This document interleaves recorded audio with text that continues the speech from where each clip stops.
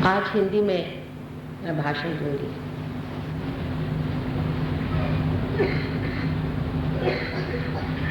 परमात्मा को खोजने वाले सभी भाविक सात्विक साधकों को हमारा प्रणाम।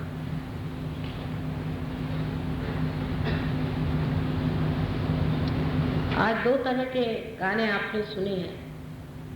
पहले गाने में एक भक्त विरह में परमात्मा को बुलाता है, इसे अपरा भक्ति कहते हैं। और जब परमात्मा को पा लेता है, जैसे कबीर ने पाया था, तो उसे पराभक्ति कहते हैं। दोनों में ही भक्ति है, जिसे कृष्ण ने अनन्य भक्ति कही हुई है, जहाँ दूसरा कोई नहीं होता, जहाँ साक्षात परमेश्वर अपने सामने होते हैं।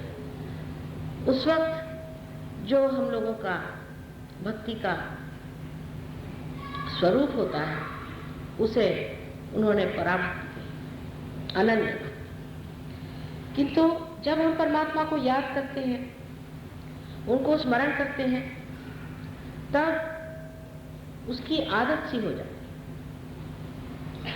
जब इंसान को इस चीज की आदत सी हो जाती है, तो उस आदत से छूटने में उसे बड़ा समय लगता है। वो ये मानने को तैयार ही नहीं होता कि उसकी ये जो साधना है, ये खत्म होने की बेला है।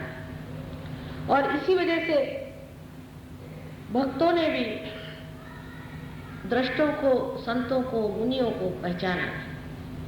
आप जानते हैं, इतिहास में हमेशा संतों को इतनी परेशानियां उठानी पड़ी। ये नहीं कि सबने उनको सताया, लेकिन जिन्होंने सताया उनको किसी ने रोका नहीं और उनको समझाया नहीं कि ये संत, ये साधु।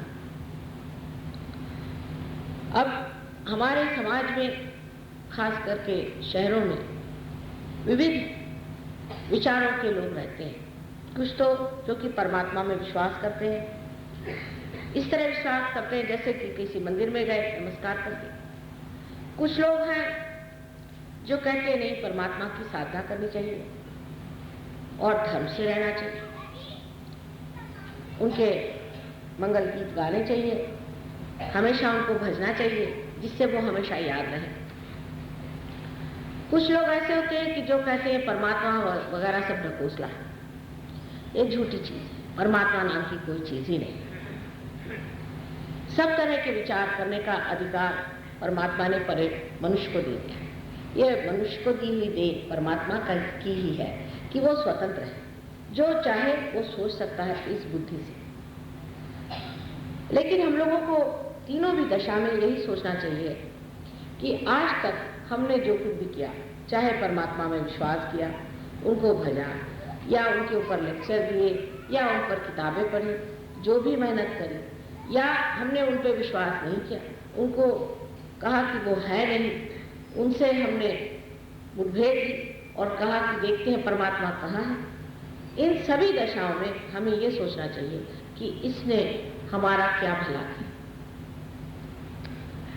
हमें क्या लाभ, हमारे अंदर कौन सी ऐसी कोई नई प्रकृति आ गई जिसके कारण हमने जो भी किया सो ठीक। हमारे बाप दादे भी यही करते आए और उनके बाप दादा भी यही करते आए और हजारों वर्षों से ये चीज चलती है। सहयोग में हम लोग ईड़ा और पिंडा दो नाड़ी पर ध्यान दे रहे थे। इसमें से जो ईड़ा नाड़ी है, ये भक्ति प्रवीण है। ईड़ा नाड़ी पर लोग भक्ति में लीन हो जाते हैं, अपने भावना में बह जाते हैं और परमात्मा में लीन होकर के आनंद से उनका गान गाते हैं।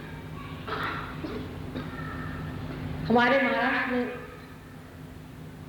जो कि मैं सोचती हूँ हिंदुस्तान में एक बहुत बड़ा देश है, क्योंकि यहाँ पर पारंपरिक लोग धार्मिक हैं और यहाँ का आराध्य देव श्री कृष्ण विठल है। लोग एक एक महीना हाथ में झांझर लिए हुए गाते हुए जाते हैं, विठल विठल विठल, मुंह में तंबाकू रखे।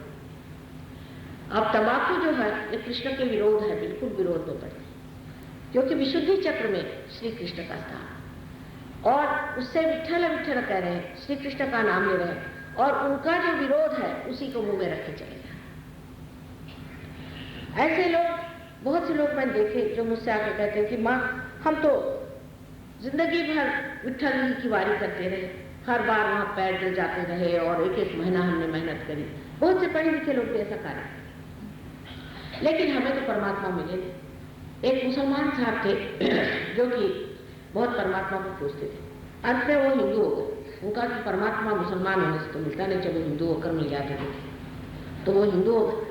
हिंदू होकर के वो इसी तरह से विठ्ठल विठ्ठल करते जाते थे। तो उन्होंने कहा कि पहले तो नमाज पढ़ पढ़ के मेरे घुटने छिल गए थे, फिर वारी कर करके मेरे तलवे सब छिले, और ये सब होते हुए मैंने ये देखा कि परमात्मा तो मिला है।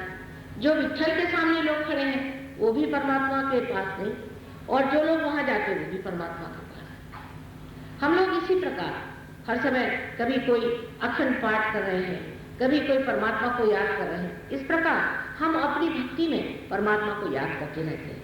उससे एक चीज जरूर है कि परमात्मा की तरफ हमारा चित्त है। नामदेव ने कहा है कि एक लड़का अगर पतंग उड़ा रहा है और पतंग आकाश में जा रही है, उधर सब बच्चे उसके साथ खेल रहे हैं, वो बातें भी कर रहा है, सबसे मजाक कर रहा है, और ये करते वक्त भी उसका चित्त उसी आकाश के ऊपर तनाया हुआ जो उसका पतंग है उसकी ओर। इस प्रकार एक साक्षात्कारी मनुष्य का हो जाता है कि उसका पूरा चित्त उसी ओर होता है। लेकिन जो नहीं हुआ, जिसे साक्षात्कार नहीं पाया, उसके लिए उचित था कि वो परमात्मा को याद करे। लेकिन यह सब करने से अगर परमात्मा को याद किया और परमात्मा ही नहीं मिले, जैसे आपने कहा कि या आकुल व्याकुल लोग ढूंढ रहे हैं परमात्मा को, और उनको अगर परमात्मा नहीं मिले तो जरूरी है कि मनुष्य कहेगा कि हाँ परमात्मा नाम की कोई चीज है। लेकिन क्योंकि हमें उसका अनुभव नहीं हुआ, प्रचिति नहीं हुई, इसलिए उस चीज को पूरी तरह से मना करना मेरे ख्याल से अशास्त्रीय है। उसको बगैर जाने बगैर, उसकी प्रचिति पाए बगैर उसको कह देना कि वो नहीं है कोई सी भी चीज, मेरे ख्याल से एक तरह का इसका पलायन हुआ है, एस्केपिज्म। परमात्मा है चाहे आप उसे माने या न माने। मैंने आपको बताया था कि ये फूल, इसको कौन बनाता है, इन फूलों से फल कौन बनाता है, हमें अपने माँ बाप जैसे कौन बनाता है, कौन हमारे अंदर हमारे हृदय को चलाता है। हमारे अंदर अनेक ऐसे व्यवहार है जो मेडिकल साइंस कभी भी समझा नहीं सकती कि कैसे। इसलिए मनुष्य भक्ति पर उतरता है और परमात्मा को याद करता है। पिंगला नारी पर जब हम आते हैं तो वहां पर मनुष्य ने ये सोचा कि परमात्मा ने जो सृष्टि रची है, इस सृष्टि में जो 5 पंचमहाभूत है, जो एलिमेंट्स है, उसके बारे में जानना चाहिए, उन पर प्रभुत्व पाया जाए। तूने अज्ञादी वगैरह शुरू कर दिया, वेद वगैरह रचे गए, पर वेद में भी बिल्कुल शुरू में लिखा है कि अगर वेद से अगर विद नहीं हुआ, अगर उसकी प्रचिति नहीं आई तो सारा वेद परायण है। इस भारतवर्ष की एक महिमा है, बहुत बड़ी महिमा है। कोई कितना भी बड़ा शास्त्री हो, पंडित हो, वेद व्यास हो, कुछ हो, लोग उसके सामने हाथ नहीं जोड़ते। पर अगर कोई संत फकीर हो, हाथ में झोली लिए भी हो और संत हो, माना हुआ संत हो, तो लोग उसके सामने झुक जाते हैं, फिर वो राजा हो चाहे वो कुछ हो। ये अपने देश की बड़ी महिमा है, ऐसे आपको कहीं भी नहीं दिखाई। ये इसी देश में होता है क्योंकि इस देश की अपनी एक बड़ी विशेष दुनिया है। यहाँ बड़े बड़े पुण्यात्मा, धर्मात्मा, सत साधु। हमारी दृष्टि जो बाहर की ओर लग गई है, इससे सबसे बड़ा प्रश्न खड़ा हुआ है कि अब सबकी दृष्टि अंतर्मुख कैसी करें, और सबसे पहले कि ये लोग जाने कि इसी देश में, इसी महान देश में ही ये सारा ज्ञान बसा हुआ। अब जो भी मैं आपसे बता रही हूँ बातें, इसको आप इस तरह से देखें जैसे एक साइंटिस्ट के सामने कोई हाइपोथेसिस रखा था। अगर आप उसको उस दृष्टि से देखें तो आपको समझ में आ जाएगा कि जो मैं बातें कह रही हूँ वो आपको पहले देख लेनी चाहिए, जान लेनी चाहिए, फिर प्रचिति आने के बाद में उसको आपको जांचना चाहिए कि ये बात सत्य है या नहीं, परमात्मा है या नहीं। लेकिन पहले धारणा तो करनी पड़ती है, कि धारणा तो करनी पड़ती है कि ऐसी ऐसी बातें हैं, इसे सुनना चाहिए। उसी बात पर अगर आप उखड़े हुए हैं तो फिर आगे बढ़ ही नहीं सकते। पहले आप इसे धारिए, जो मैं बात कह रही हूँ उसको आप समझने का प्रयत्न करें। मैंने उस दिन आपसे इन तीनों नाड़ियों के बारे में बताया हुआ था संक्षिप्त में। आज मैं आपसे इनके अलग अलग चक्रों के बारे में आपसे बताना चाहता हूँ। आपके अंदर 7 चक्र मुख्य, ये नहीं कि 7 ही चक्र, 7 मुख्य चक्र माने जाते हैं। ये सब ज्ञान हमारे देश का है, मुल्क का ज्ञान है। ये आपको किताबों में नहीं मिलेगा। ये बड़े बड़े ऋषि मुनियों ने इसका पता लगाया, कुछ कुछ इस पर किताबें भी हैं, लेकिन बड़ी सटीक तौर की हैं, और दूसरा ये भी है कि उपलब्ध भी नहीं। ये 7 चक्र हमारे अंदर ऐसे बनाए हुए बढ़िया तरीके से कि जैसे कि एक के बाद एक हमारी सीढ़ी हो। ये सीढ़ियाँ हमारे उत्क्रांति में बनाई गई। जब से हम कार्बन थे तब से लेकर के धीरे धीरे जैसे हम उठने लगे हैं, वैसे वैसे हर एक उत्क्रांति का जो एक एक टप्पा हमने हासिल किया, उसके अनुसार ये जैसे कि एक एक माइलस्टोन बनाया गया। सबसे पहले कार्बन का जो हमारे अंदर प्रादुर्भाव हो, वो है पहला चक्र, जिसे कि मूलाधार चक्र है। इस चक्र के बारे में भी बहुत से लोगों को बहुत गलत है। कुंडलिनी के बारे में तो जिसे देखिए वही लिखने लग जाता है। मैंने ऐसी भी किताबें पढ़ी हैं कि जिसको पढ़ के आदमी कहेगा कुंडलिनी के पास जाने की जरूरत नहीं। एक साहब ने लिखा है कि उसको कुंडलिनी जागरण हो गया, उसके अंदर बिजली चमकने लगी। किसी ने लिखा कि मेरे अंदर छाले आ गए, किसी ने कहा मैं मेंढक जैसे कूदने लगी। हिंदी में नहीं, अंग्रेजी में भी ऐसी किताबें बहुत छपी। वास्तविक कुंडलिनी आपकी माँ है, हर एक इंसान की ये माँ है, अपनी एक एक व्यक्तिगत माँ है, और ये माँ आपको आपका दूसरा जन्म है। ये जो माँ है, ये माँ क्या आपको कोई तकलीफ देगी? जब आपका जन्म हुआ था तो आपकी माँ ने आपको तकलीफ दी या सब तकलीफ खुद उठाई? फिर ये जो माँ, जो विशेष एक दैवी माँ है, वो क्या आपको तकलीफ देगी या आपको परेशान करेगी? बुद्धि से भी काम लेना चाहिए। जो लोग इस तरह की बातें करते हैं, या तो वो इस काबिल नहीं है कि कुंडलिनी पर कोई भी हाथ चलाए। हो सकता है वो धर्मपरायण हो, अधर्मी हो, उनके चरित्र अच्छे न हो, वो रुपया पैसा बनाते हो, लोगों को ठगते हो, हर तरह की उनकी गड़बड़ियाँ हो सकता है कि उनको इसके बारे में कुछ भी जानकारी नहीं। हो सकता है कि उन पर किसी ने कुछ भूत प्रेत विद्या करके उनको भस्मीसात कर दिया, कुछ भी हो सकता है। लेकिन कुंडलिनी जागरण से आज तक हजारों लोगों का कुंडलिनी जागरण हो गया है सहयोग से, लेकिन हमने कहीं नहीं देखा कि लोगों में ये परेशानी या तकलीफ होती। कुंडलिनी खुद सूझबूझ रखती है, पूरी तरह की सूझबूझ कुंडलिनी के अंदर है।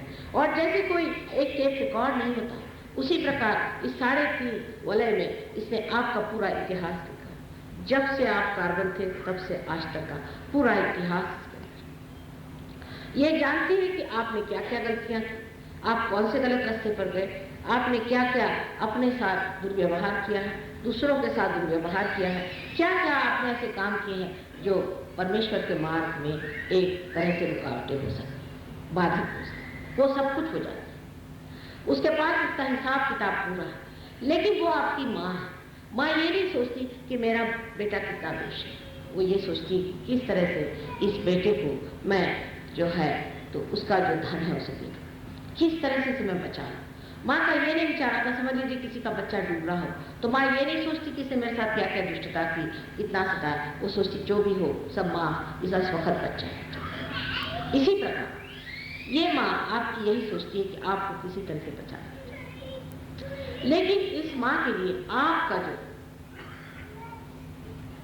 बाल्यावस्था में पाया गया हुआ अबोधिता का धर्म है, जिसे हम लोग इनसेंस कहते हैं, वो वहाँ पर नीचे स्थित है, जहाँ पर कि इसे मूलाधार चक्र कहते हैं। ये जो कुंडलिनी ऊपर है और मूलाधार चक्र नीचे में है, कुंडलिनी स्वयं मूलाधार में बसी है। मूलाधार जो है वो है कि इसे कहते हैं कि मूल का आधार। अगर मूल कुंडलिनी है तो उसका आधार माने उसका गृह, उसका घर जो है वो आपकी ये त्रिकोणाकार अस्थि है, और उसके नीचे गणेश तत्व जो बसा हुआ है वो आपके अंदर बसी हुई अबोधिता। आजकल तो चालाकी करना, होशियारी दिखाना, बदतमीजी करना, या ऐसा कहें कि अपने चरित्र के साथ हर समय विडंबना, ये एक तरह का लोगों का बड़ा शौक हो।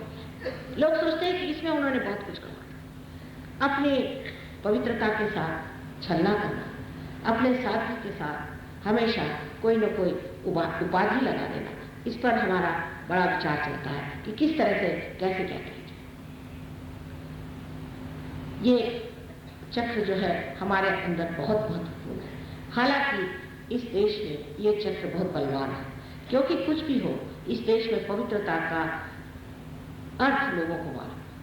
लोग गलत काम करते हैं लेकिन वो जानते हैं कि ये गलत है, लेकिन परदेश मैंने देखा कि वो गलत काम करते हैं, इस तरह से विचित्र बातें करते हैं कि समझ में नहीं आता कि ये इंसान है या जानवर है, और वो ये सोचते हैं कि उन्होंने बड़ी कमाई कर ली, वो तो एकदम फ्रीडम पे आ गए, उन्होंने बहुत कुछ पा लिया, कि इस तरह के गंदे काम हो गए। श्री गणेश विशेष करके जो बनाए गए हैं उनका रूप ऐसा है कि उनके सर पे हाथी का सर है। वजह ये कि एक हाथी एक पशु है और पशु कभी भी अहंकार एकत्रित नहीं करता, इसीलिए उसके अंदर अहम की भावना नहीं। वो चिर का बालक है और गणेश जी चिर के बालक हैं, लेकिन उनके अंदर जो आयुध है और जो विशेष तरह की उनके पास में व्यवस्थाएं हैं, उन सब व्यवस्थाओं से वो मनुष्य के अंदर जो पेल्विक प्लेक्सस है उसको संभालते हैं।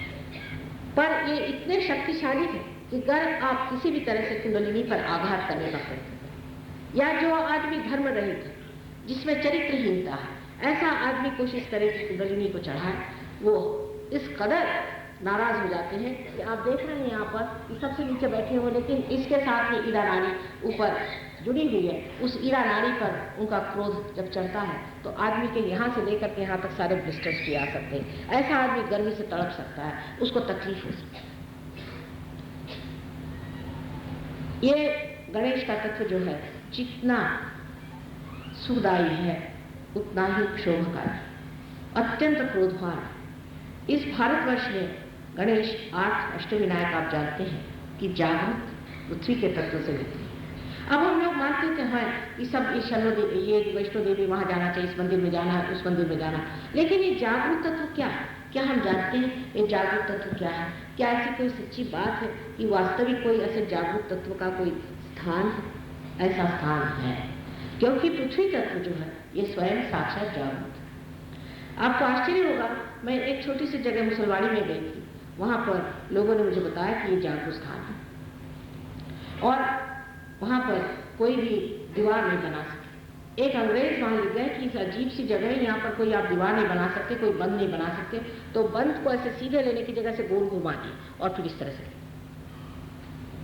और पता ये हुआ कि ये जगह एक फकीर ने आके बताया कि ये जगह माँ की ही से छोड़ दीजिए। जब हम जाके हम लोगों ने देखा तो उसके अंदर से चैतन्य की लहरियां ठंडी ठंडी लहर से चली, साक्षात सारा संस्थान। लेकिन ये सिर्फ एक फकीर या कोई संत या साधु या सहयोगी बता सकता है। जिसको इसकी अनुभूति नहीं है वो नहीं बता सकता कि ये चीज जागरूक है या ये झूठ है, या ये सच है या झूठ है। इसके लिए आपको वो ऊंची संवेदना, जिसे कि हम लोग सामूहिक संवेदना कहते हैं, उसमें जागरूक होना पड़ता है। फिर मैं कहूँगी कि आपको जागरूक होना पड़ता है, सिर्फ लेक्चरबाजी से नहीं। आपको होना, जब तक आप इसमें प्राप्त न होंगे, जब आपके अंदर इसकी प्रचीति नहीं आएगी, जब तक यह आपको विद नहीं होगा, तब तक आप में और उन साक्षात्कारियों में हमेशा अंतर है। इस चक्र के विशेषता ये है कि जब कुंडलिनी का जागरण होता है, जैसे आप मेरे और ऐसे हाथ करके इस वक्त बैठे तो अच्छा रहेगा, भाषण करते ही काम हो सकता है, और पैर से जूते उतार दीजिए। आप जिस वक्त मेरे और इस तरह से हाथ करके बैठे हुए हैं, तब आपके ये जो 5 यहाँ पर उंगलियों में ये सिंपैथेटिक नर्वस सिस्टम के एंड्स हैं, ये 6 और ये 7, इस प्रकार 7 चक्र लेफ्ट साइड में और 7 चक्र राइट साइड में। अब ये जो 7 चक्र हमारे लेफ्ट राइट में है, जैसे मैंने बताया था, इस तरह से मिल जाते हैं और सुषुम्ना नाड़ी ऐसे बीच में तैयार हो जाती है। मैंने आपसे पिछले लेक्चर में बताया था। अब जब आप मेरी और हाथ करके बैठे हैं तो धीरे धीरे इसमें से चैतन्य बहना शुरू। जब चैतन्य बहना शुरू हो गया तो वो जा करके वहां पर श्री गणेश को खबर देता है कि अब कोई अधिकारी शामिल करें। ये अधिकार आपको स्कूलों में, कॉलेजेस में या किसी थियोसॉफिकल सोसाइटी में या थियोलॉजी में या पठनादि से किसी से भी नहीं मिलता।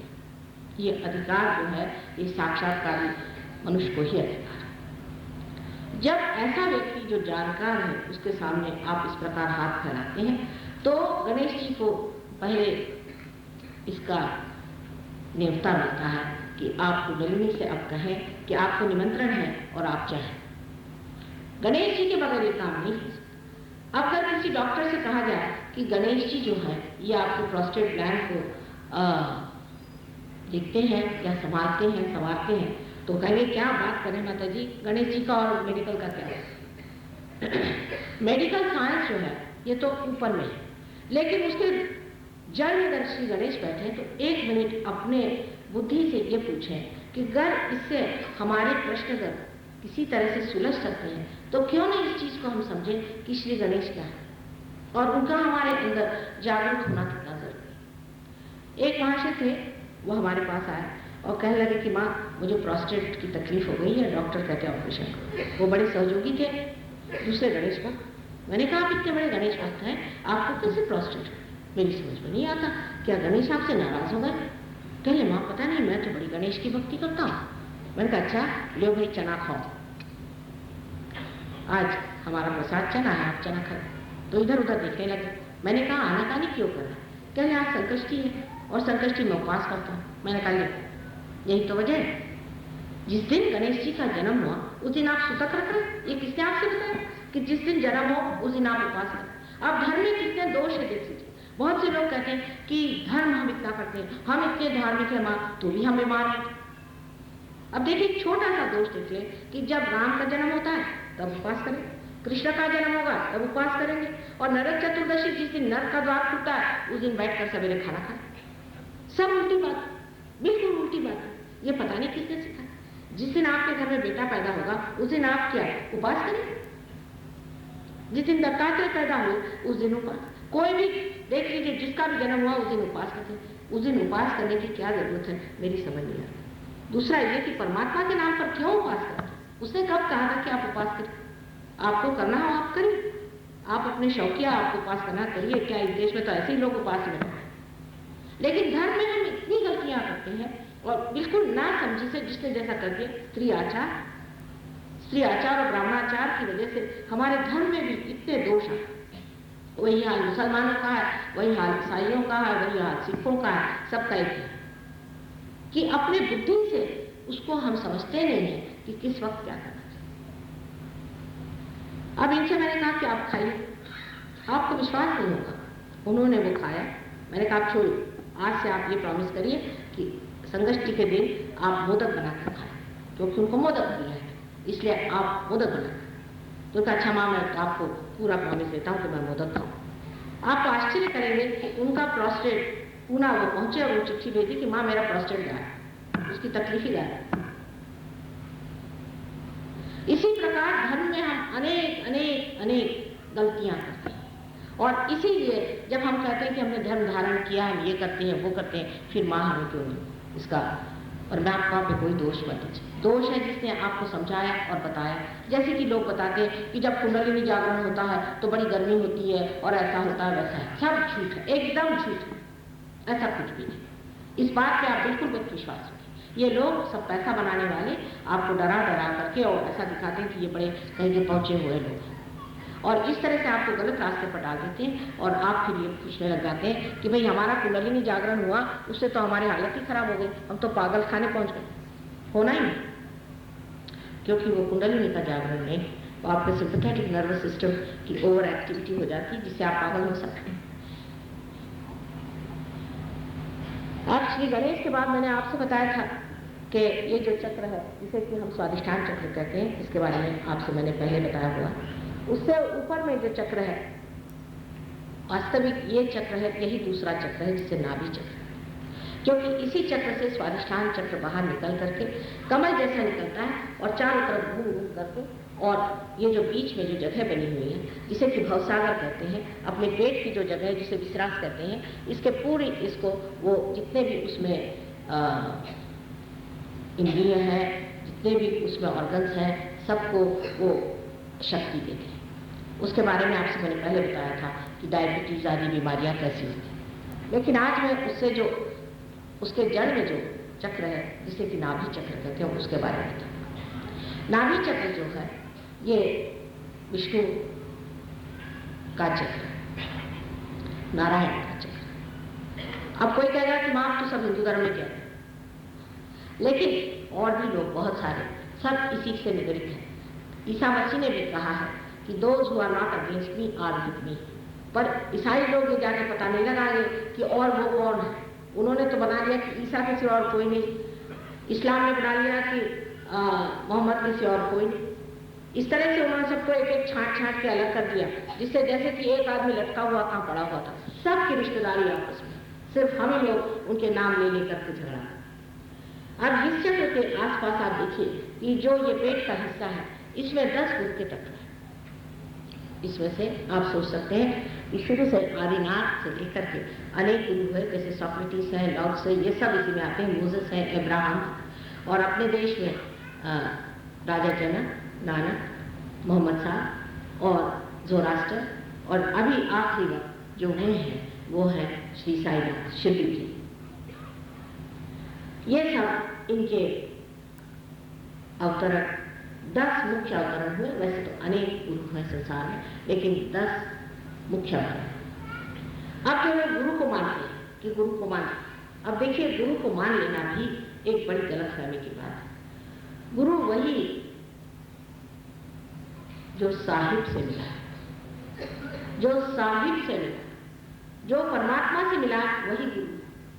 लेकिन हमारे यहाँ तो हर तरह के गुरु निकल आए हैं, और आप जानते हैं कि हम इतने विकसित हो गए हैं, इतने भ्रांतमय हो गए कि कोई भी आदमी जेल से छूट करके और बैठ जाए गेरुआ वस्त्र पहन के, लगे उसके चरण छूटे।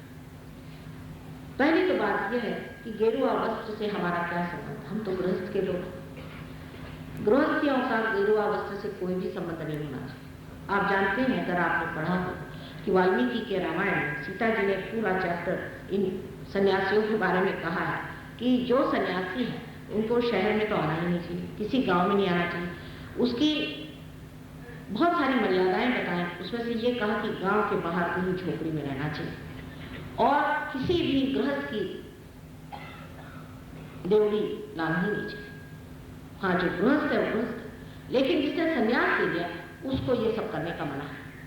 लेकिन हमारे यहाँ तो देखिए कि हम लोग गृहस्थी के लोग यज्ञ कर्म में लगे हुए, अपने बाल बच्चों को संभालते, कायदे से रहते, और इन लोगों का पालन पोषण हमारे खोपड़ी में।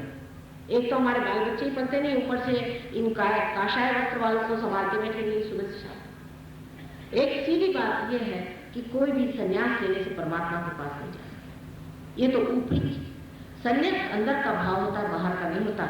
आप जानते हैं कि राजा जनक को विदेही कहा करते थे, और उनकी लड़की को वैदेही, क्योंकि विदेही से पैदा।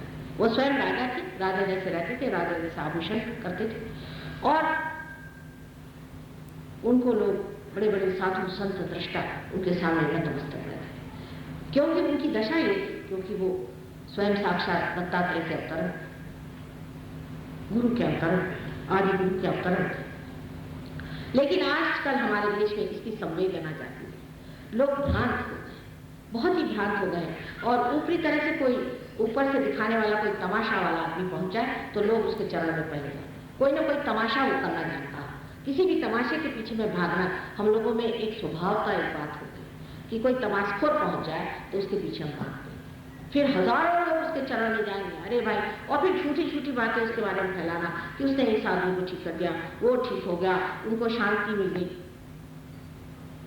इस तरह की गलत फहमियाँ। बहुत से लोग कहते हैं कि हम गुरु के पास गए थे, हमको शांति मिली। मैंने कहा कैसी शांति मिली आपको? अशांत शांति मिली हुई है। अब आप हिल ही नहीं सकते, आपको अशांति तो है ही, लेकिन वो अशांति जो है एकदम जम के पत्थर हो गई, अब आप हिल नहीं सकते। ऐसी ही व्यवस्था होगी,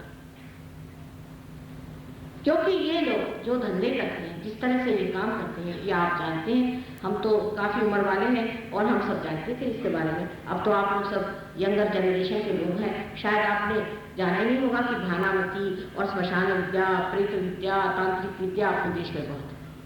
इस समय कुछ मुझे लगता है कि दिल्ली के लोगों का मन तांत्रिकों से कुछ हटा हुआ, नहीं तो जहां जिस गली में जाइए वहां एक तांत्रिक बैठा हुआ था आपके राजस्थान। इस तांत्रिकों का शौक आपको बढ़ाना है और इसमें आप फंस गए। ऐसी छोटी छोटी चीजों के पीछे में भागने वाले लोग परमात्मा को कैसे पाएंगे? अगर मानना है तो कोई परम चीज मानना चाहिए और परम में ही सब कुछ मिल जाता है।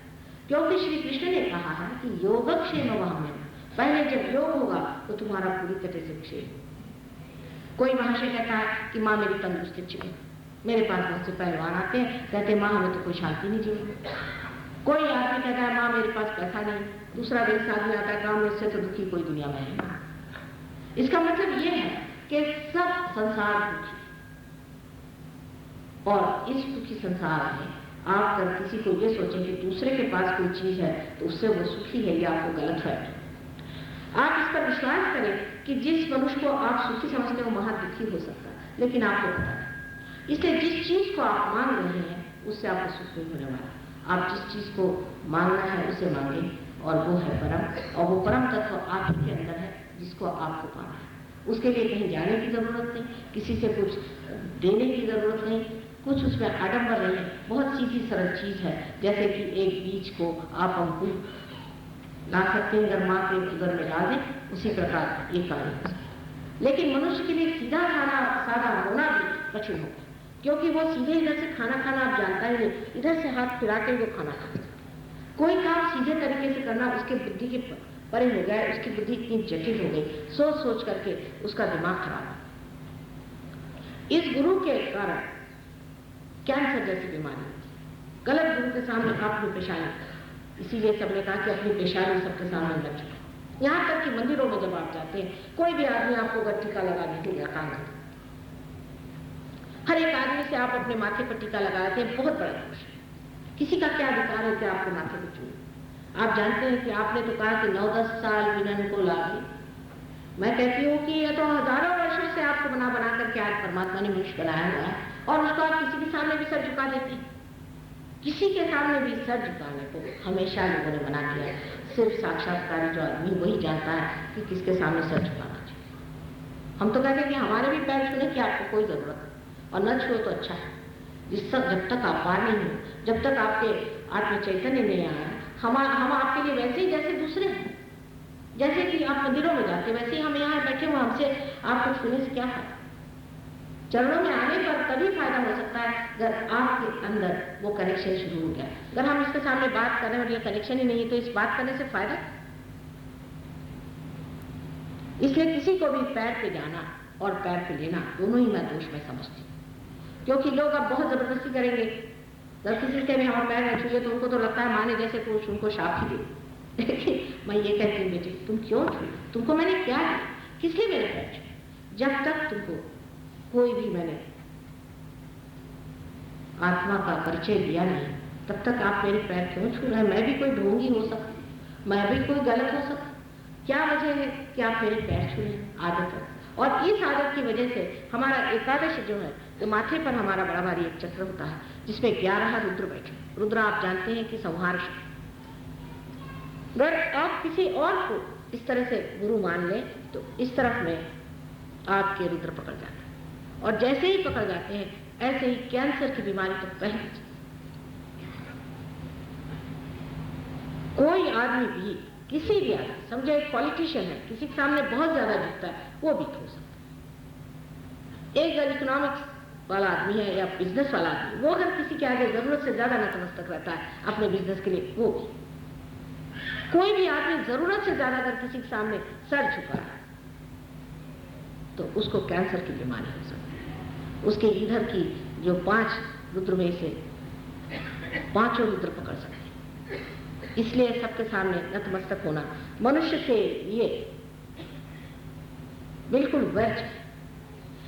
लेकिन किसी से अकड़ना भी वैसी बात है कि मैं ये गुरु हूँ, मैं ही भगवान हूँ, मैं ही सब कुछ हूँ, मैं ही सब करता हूँ, मुझे कौन बताने वाला है। ऐसे भी लोग हैं जो कहते हैं कि तुम ही गुरु और तुम इस खोजो, दूसरों को खोज नहीं पाता, तुम ही हो सकते।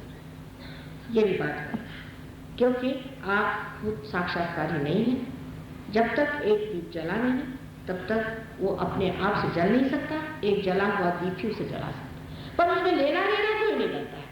उसमें किसी भी तरह का स्वार्थ नहीं होता है, किसी भी तरह का उपकार नहीं होता है। ये तो आपका दीप जला नहीं, और एक दीप जला हुआ उसे छू गया, आप जल गए।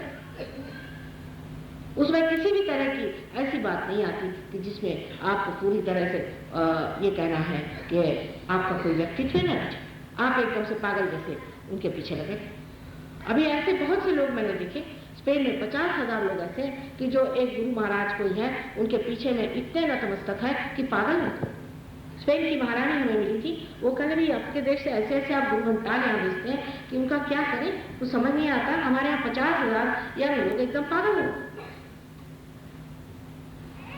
इस तरह के न जाने कितने तरह तरह के लोग आपने बाहर भेज दिए। आपको एक्सपोर्ट के लिए और तो कुछ मिला नहीं देश में, कुछ बढ़िया से उठा सके, ऐसे लोगों को बाहर भेज दिया है कि सबने नाक कटा के। और उनके लिए हम अगर कुछ कहें तो लोग कहते हैं कि माँ तो बहुत इंटॉलरेंट है। तो क्या ऐसे लोगों को हम हार पहना, उनकी आरती उतारें और उनको सिंहासन पे बिठाएं? पहले जमाने में तो दैत्यों को मारा गया, मार के उनको पूर्णतः हत्या कर दी गई, लेकिन अब कम से कम उनको कहा तो जाए कि ये दैत्य है और राक्षस है। उसमें आप लोगों को क्यों इतने परेशानी हो जाती? क्या आप भी उन्हीं के साथ मिले हो? दूसरे लोगों को लूटना, खसोटना, उनसे पैसा लेना, उनको दूसरे मार्ग में डालना, ये कहाँ का था? और वो भी भारतीय होकर के आपको क्या अधिकार? ये एक तरह का अजीब सा छिपा हुआ एग्रेशन, और ये इस तरह से छाया हुआ है कि आप आश्चर्यचकित होंगे कि एक साहब वहां आते हैं लंदन, और उन्होंने कहा कि साहब मेरे लिए अगर आप रोल्स रॉयस दें तो मैं आऊँ। अब सब लड़कों ने एक साल भर सिर्फ आलू खाया, पैसा बचाया और उनको रोल्स रॉयस। एक लामा साहब पहुंचे वहां, ये लोग आके मुझे बताते, मुझे बड़ी हैरानी। लामा साहब जो कि बड़े साधु सन्यासी बनते, वो वहां पहुंचे, उनका साहब हमें तो मार्बल के फ्लोर की जरूरत नहीं, वहां मार्बल बड़ा महंगा मिलता है स्वीडन में। तो स्वीडन के बेचारे लोगों ने भूखे रह करके उनके लिए मार्बल का फ्लोर बनाए, तो ये पधारे वहां। और पधारने के बाद ये चीज कि आप उनके सामने जाइए तो 1000 एक बार उनके सामने आप झुके।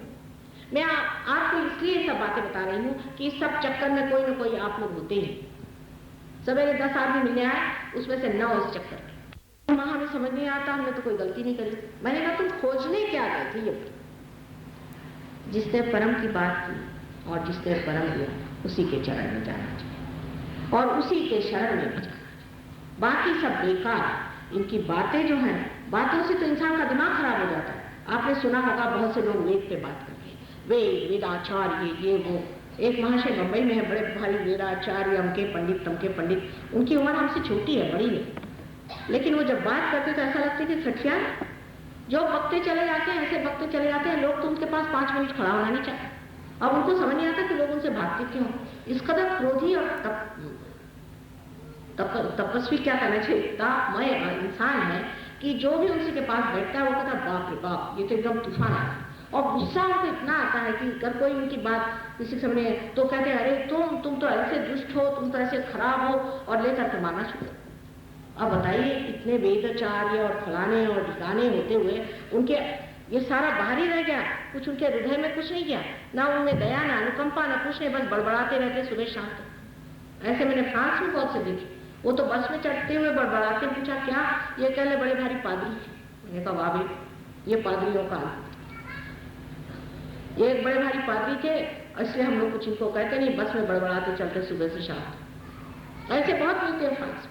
मेरे ख्याल से वहाँ इस तरह के प्रकार बहुत हो चुके, लोगों ने बहुत अध्ययन करके और पकड़ा लिया। तो इस तरह के गुरुओं के जो कि सिर्फ बातचीत ही बातचीत कर, आपको कहेंगे 50 पारायण करो, दत्तात्रेय का आप पारायण करो, गुरु का आप पारायण करो। 50 पारायण करने के बाद में मिला कर एक महाशय हमारे पास आए, हमसे कह लगे माँ हमने तो 14 वर्ष की तपस्या की। मैंने कहा अच्छा, और उन्होंने सिर्फ पारायण करने को कहा और शिव जी का मंदिर तो होता रहा। और अब क्या, खले 1 मिनट में कुंडली जागरण हो। तो मैंने कहा भाई ये सोचना चाहिए कि पारायण करने से परमात्मा मिलता है। तो अपने देश में कितने लोग हैं जो तो पढ़ भी नहीं सकते, इसका मतलब उनको परमात्मा नहीं मिलेगा, सिर्फ पढ़े लिखों को ही मिलेगा। जो वेदाचार्य है उनको मिलेगा, जो वेद पढ़ सकते, संस्कृत जाने वाले कितने लोग, मैं कहती हूँ कुरान शरीफ पढ़ने वाले कितने लोग, या बाइबल पढ़ने वाले कितने लोग हैं। मतलब जो वो पढ़ते रहे वो काम से गए, ऐसे कैसे हो सकता है? जो परमात्मा सबका ही निर्माण करने वाला है, सबको ही प्रेम करने वाला है, वो कैसे काम करे? इसलिए जो गुरु तत्व में खराबी आ जाती है उससे आप लोग सब बच के रहिए। और ये गुरु तत्व हर तरह से आपके अंदर एक एक तरह की सीमा बांध देते हैं कि ये हम करके दिखाएंगे, उनका 4 दिन का उपास हम 10 दिन का करके दिखाएंगे। ये सब चीजों से परमात्मा नहीं मिले। सहज सरल, सहज समाधि लय, सहज होना चाहिए। पर जो चीज सहज नहीं है, जिसमें असहज है, वो परमात्मा की चीज हो ही नहीं सकती। एक सीधी बात आप सोचिए कि आप इंसान बने, आपने कौन सी मेहनत करी? आप क्या सर के बल खड़े हुए कि आपने अपनी दुनिया काटी थी? किस तरह से आप बन गए? आप इंसान अपने आप सहज सरल बने। इसी प्रकार उचित स्थिति में जाने के लिए भी सहज ही भाव होना चाहिए। और जब तक सहज भाव नहीं आता है, तब तक आप जो भी ऐसी उटपटांग चीजें करते हैं, उससे आपको नुकसान, तकलीफें होंगी, चक्र पकड़ेंगे, आपको परेशानी होगी, चाहे वो शारीरिक हो, मानसिक हो, बौद्धिक हो, पर आप परेशानी में फंसे। इसलिए मैंने पहले कहा कि सहज भाव से बैठे, और कहा कबीर को कहा, क्योंकि कबीर सहज भाव, उनका मिलन हो चुका था, इसलिए वो मिलन में गाते थे। अब ये जो आपका जो चक्र है, इसमें एक तरफा तो ये हुआ कि जहां आप किसी को भी गुरु मान लिया, ऐरा गहरा लट्ठू खड़ा जैसे कहते हैं, किसी को भी गुरु मान लिया, गलत आदमी को गुरु मान लिया, गलत चीजों में सर झुका था। दूसरे ऐसे होते हैं कि जो किसी को मानते हैं, भगवान को भी नहीं मानते, मैं यही सबका गुरु हूं, उनसे इधर के जो 5 सूत्र है वो पकड़ जाते। इस प्रकार के 2 प्रकृति के आदमी होते हैं। अब जो किसी को नहीं मानते, जो बड़े भारी वेदाभ्यास करने वाले हैं, इनके बारे में भी मैंने आपको वर्णन करी कि किस तरह की होती है, और उनकी जो प्रवृत्ति होती है इस कदर घनीभूत तरीके से क्रोधी होती है कि इस आदमी के पास भगवान हो ही सकता है, ऐसा कोई भी नहीं विश्वास करता। भगवान इनके पास से गुजर सकते हैं, ऐसा भी कोई नहीं विश्वास करता। परमात्मा जो है वो प्रेम का, आनंद का, सौख्य का और अनुकंपा का साथ, क्षमा का साथ, जिस आदमी में इस कदर तो, इस कदर सबके साथ वितृष्णा, वो आदमी कभी भी परमात्मा का आदमी हो नहीं। अब इसके बीच में जो विष्णु का तत्व है, इसके बारे में मैं जरूर आपको बताना चाहूंगी, क्योंकि अपने देश में हर एक जगह जाइए तो लोग मुझसे कहते हैं, माँ हमारी गरीबी का क्या होगा? जैसे कि इन लोगों ने कुछ गरीबी का ठीक ही किया हो, जो मुझसे कहते हैं कि गरीबी का क्या होगा।